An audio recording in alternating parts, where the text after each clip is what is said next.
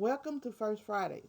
My name is Vicki Lewis, and I will be reading A Good Kind of Trouble by Lisa Moore Remay. Chapter 1, First Slide. I'm allergic to trouble. It makes my hands itch.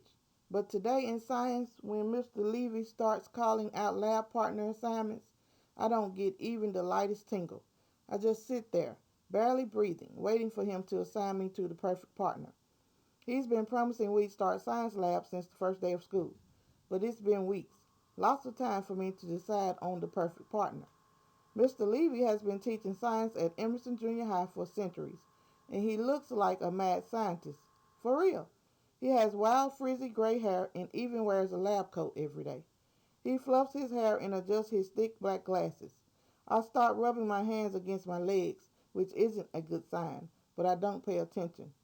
Any second, he will get to my name. Shayla, and Mr. Levy pauses a few seconds like he is really thinking about it, like he doesn't already have the list in front of him. And Bernard, he says. No, and I mean no. This is the opposite of perfect. I sneak a peek behind me. Bernard sits in the back, slouching low in his seat. Junior high desks weren't made for Bernard. He's not kid sized.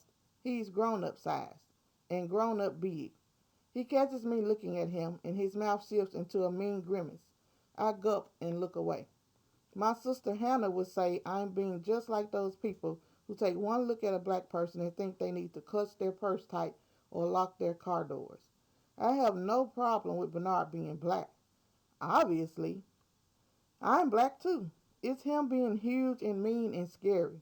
Bernard went to the same elementary school as me and my best friends, Isabella and Julia. We're all terrified of him. Everyone I know is terrified of him. Even in kindergarten, he would scowl at everybody, and he'd yell a lot. In second grade, he yelled at me because I got to the Star Wars Legos before he did. He grabbed those stormtroopers right out of my hands, and if you've ever had someone snatch Legos from you, you know how much it hurts. And he didn't say sorry. I told him I needed the stormtroopers, but Bernard looked at me like he wouldn't have minded squashing me right up underneath one of his big shoes. Bernard was a bully then, and he's a bully now. Please, oh please, don't let us be doing lab work today. Find your partners, everyone. Mr. Levy claps his hands together. I just bet partnering me with Bernard is some devious experiment. What happens if we mix trouble hating girl with bully boy? Kaboom! That's what. Shayla, Bernard hollers. He sounds mad. I guess he's not happy that we're partners either. I walk to the back of the room to the lab tables, and my feet feel like they weigh 600 pounds. I got the first slide. Bernard's voice is like a bunch of bowling balls all being dropped at the same time. The glass in one of his big paws snaps in two. Oh, I say, he could probably snap one of my fingers just like that. Bernard shakes his hand and starts sucking a finger. I'm sure that is a bad idea. Mr. Levy comes over and sets some new slides next to our microscope. He doesn't even ask Bernard if he's okay. Bernard doesn't look away. He looks angry, which is basically saying he looks like Bernard. Stop messing around, Mr. Levy tells Bernard. I wasn't, Bernard booms. Mr. Levy shakes his head and walks away. After that, Bernard won't even look in the microscope. He shoves the stack of slides at me, like it's my fault he broke the first one. The top slide has a tiny green brown thing on it, and when I peer through the microscope, I can see it's a bug leg. I think it's from a grasshopper and write some notes about it and try not to study Bernard. I don't know if I should say anything to him. I don't want to make him even more mad.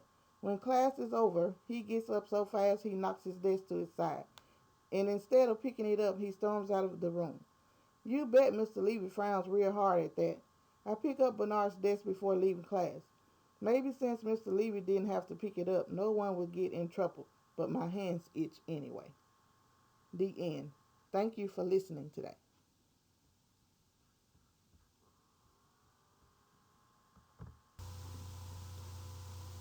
Mississippi Humanities. This book purchase was made possible by an anti-racism reading shelf grant from the Mississippi Humanities Council with financial support from Mississippians and the National Endowment for the Humanities. Thank you for listening. Have a great day.